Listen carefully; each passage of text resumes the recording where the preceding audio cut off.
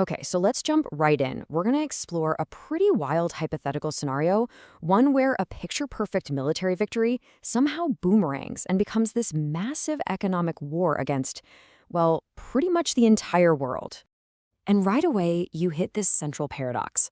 You see, the source material describes two wars happening at the exact same time. On one side, you have the air war, where the US and Israel are, well, they're just completely dominating. But then there's this other war, an economic one. And in that war, Iran is pulling off a strategy that's got the whole global economy backed into a corner. So you gotta ask, how did we even get to this point? I mean, if you just look at the surface, the military side of things looks like a total slam dunk success. Yeah, just check out these results from only the first couple of weeks. The source says Iran's air defenses, gone. Senior leadership, taken out. The majority of its navy, at the bottom of the sea. It's no wonder President Trump was repeatedly claiming victory. But was the war really won? And this is where the whole story flips on its head. Because it turns out the real battlefield, the one that truly matters, it wasn't in the sky. Nope. It's a small, narrow strip of water, one that holds the key to this whole mess. And when I say it holds the key, I am not exaggerating. A massive 20%. Let that sink in. 1/5 of the entire world's oil and natural gas supply funnels through this one single spot. That spot, of course, is the Strait of Hormuz. And at its narrowest point, we're talking just 54 kilometers wide. Iran's location right there gives it this incredible control, its ultimate trump card. And it's an advantage that no amount of air power can just wish away. So how do they play that card? Well, here's the clever part. They don't even need a big navy to block it off. All they have to do is make it too risky for anyone to pass through. Attack a few ships with missiles and drones, drop some sea mines in the shipping lanes. Basically, just create an atmosphere of pure chaos and fear. Before you know it, the insurance costs for any vessel trying to get through go through the roof. And that right there perfectly sums up the core problem for the US and Israel. You can win every single dogfight, but at the end of the day, bombs can't change the map. Your air supremacy means almost nothing when your enemy's biggest weapon is geography. Okay, so let's follow the fallout. Because this closure of the strait, it doesn't just stay in the Persian Gulf. It creates this massive economic shockwave that ripples out across the whole world, hitting you and me right in the wallet, from the gas pump to the grocery store. The very first thing to get hit? Oil prices. And they didn't just go up, they exploded. The source notes that the International Energy Agency actually called it the biggest oil supply shock ever recorded. We're talking prices jumping from about $60 a barrel to over 100 almost overnight. And that price spike kicks off a terrifying but totally predictable domino effect. The strait closes, domino 1. Oil prices skyrocket, domino 2.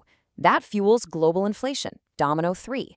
And that, domino 4, puts the entire world on the brink of a major recession. We're talking jobs, savings, economic stability, all at risk. And this isn't just vague fear-mongering.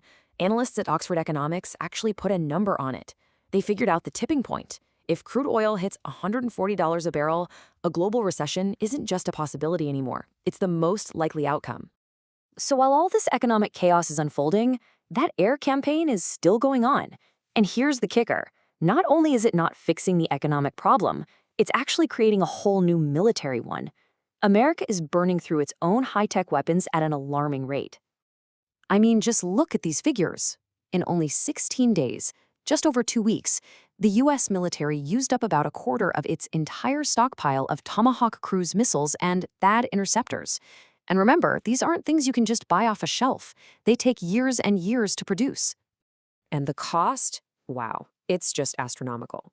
We're talking about the Defense Department going to Congress to ask for another $200 billion. And that's not just to keep the war going. A huge chunk of that is just to try and refill the cupboards, to replace the weapons they've already used.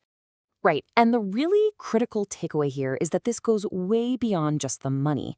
This war is sucking up military resources, people, equipment, focus that the top generals believe are desperately needed elsewhere, to maintain stability in other parts of the world and to be a credible deterrent against other major powers like China. So you add all this up and you realize the US is caught in a trap. The initial plan, the quick, decisive air victory, has completely failed. And now, according to this analysis, the president is left staring at 3 options. And honestly, they're all terrible. There's just no good way out of this. So, what happens now? That's the billion-dollar question, isn't it? The big military win turned out to be meaningless, and the economic war is just getting worse. What can you possibly do at this point? Okay, option 1. Concede. Basically, you go to the negotiating table, but Iran is the one holding all the cards because they still control the strait. It would be a huge public humiliation and a major strategic loss for America. Then there's option 2. Do nothing. Just stop. End the air campaign and just watch as the global economy circles the drain. But if you do that, you're absolutely going to take the political heat for the recession that follows, both at home and around the world. And finally, option 3, escalate.